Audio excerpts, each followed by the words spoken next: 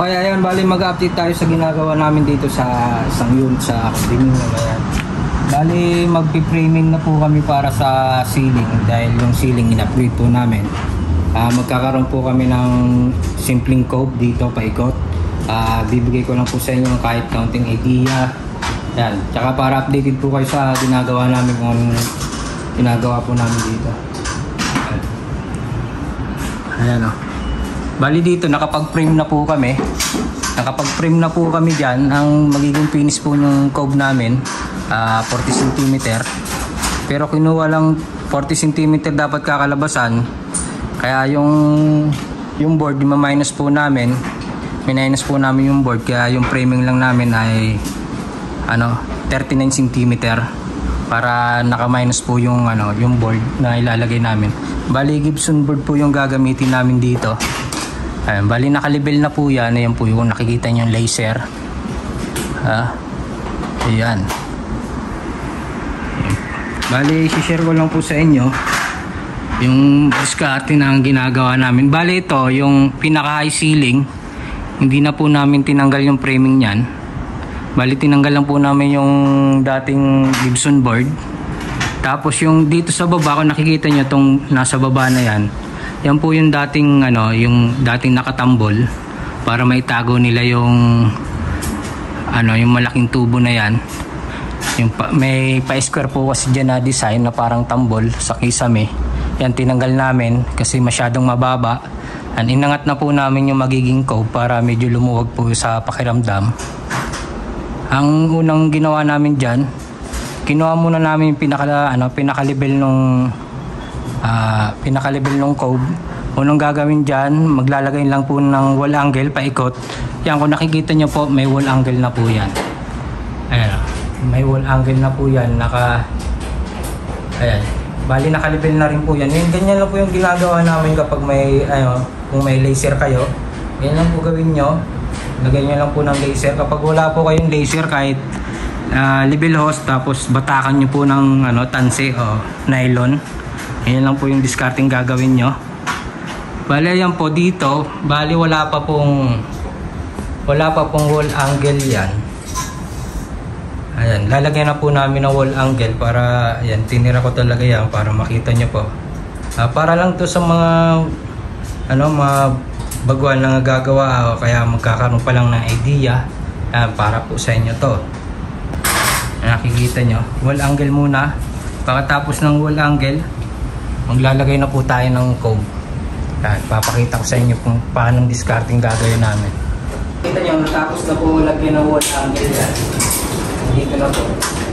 Wall angle yan, dapat nakalipil po yan paikot.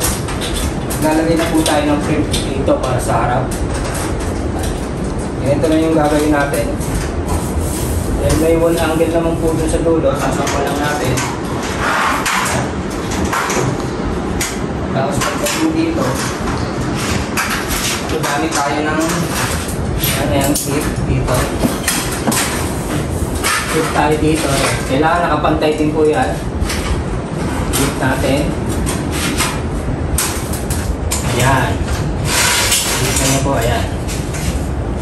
Ngayon, saka natin nilagay. Ayan.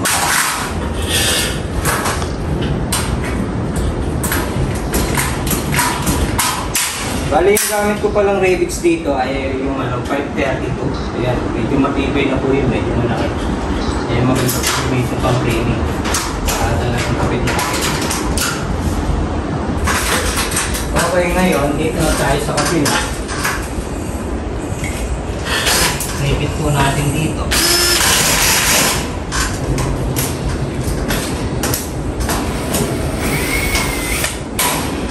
Gagawin natin dito ay ginagawa po namin, lalagyan na po namin ang support dito ang dalawa para kahit tanggalin po natin yung laser ay hindi na po siya gagalaw. Walang po ako nagpangalay yung design.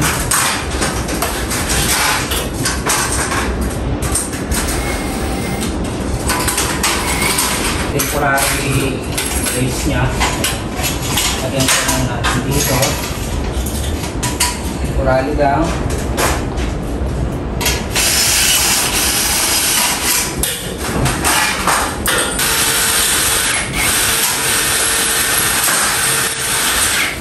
Tapos papantay natin dito sa laser. Kailangan natin. Ayan.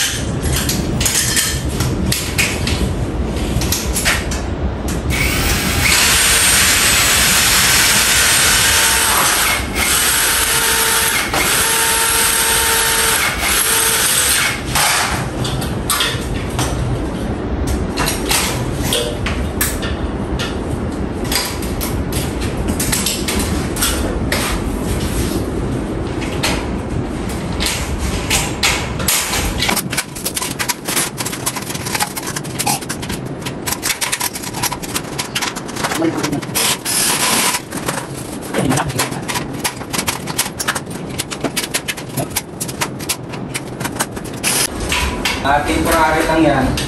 Ang kagandahan niyan ay hindi na po siya gagalaw. Bali naka-level na po yan.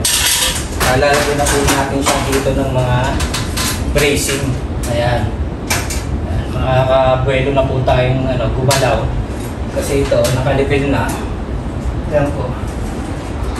Ayan. Ang gagawin naman namin dito, ilalagay yung laser dito na gano'n dito.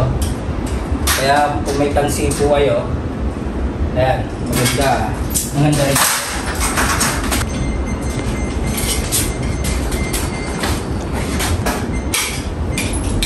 Tapos gagawin na ang ginagawa namin yan, check ko.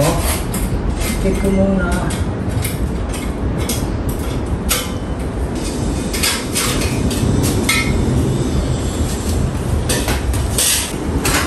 Yan, bali, kung nakita nyo, binaba ko po yung laser. Binaba ko po yung laser para makuha ko naman yung dito. Yung pantay niya. Yan. Saka namin lalagay ng framing yan. Para ayan, nakikita nyo medyo lumayo po yung yung banda dito sa gitna. Kapag nalagyan po ng frame yan, susunod na po yan. Ililipid ko po yan. Ililipid ko po siya. Ililipid ko po yung level. Para pantay naman po yung mga nakatayo.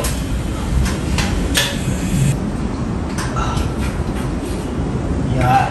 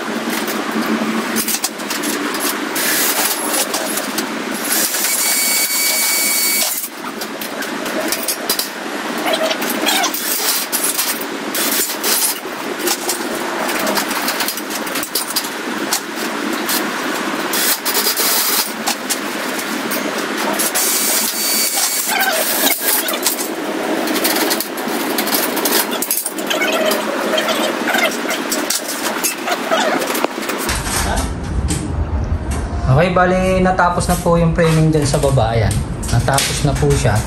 Ang kukunin naman natin ay yung yung nakalubog sa sa loob ng cove, yung lubog niya. Ayan, bali kukuha lang tayo ng 10 cm o 100 mm. Ayun, kung nakikita niyo po yung laser na yon, 10 cm po yan. Yan po yung nakalubog sa cove, dulo-dulo. Ayun. Ayun, guguhitan na po natin yan, baba, taas. Ayun, kung nakikita niyo po yung laser na yan, maguguhit na po tayo dyan para kung pwede na natin patayin yung laser. Guguhitan na po natin yan. Tapos dun sa taas, ang ilalagay po natin ay wall angle para may sa brace ng tukod nya. Ayan, para may pagkakapitan po yung tukod nya. Lalagyan po natin ng wall angle sa taas. Ayan.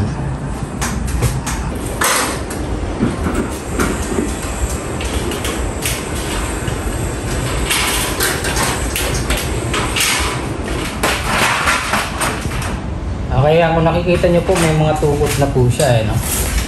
Yan. Lapitan po natin. Ay, ito po yung tukod niya.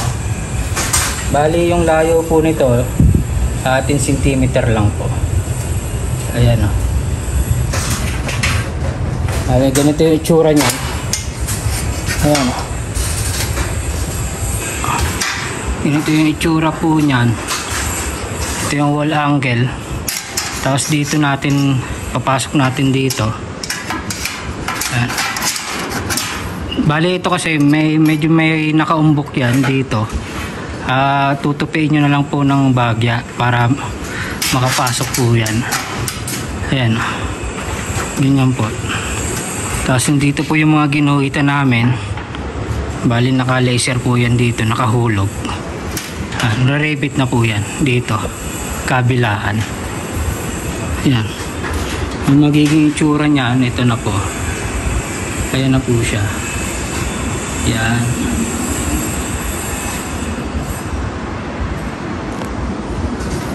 Okay. Ayan, bali sana may nakuha po kayong kahit counting idea dito. Ayan, maraming salamat po.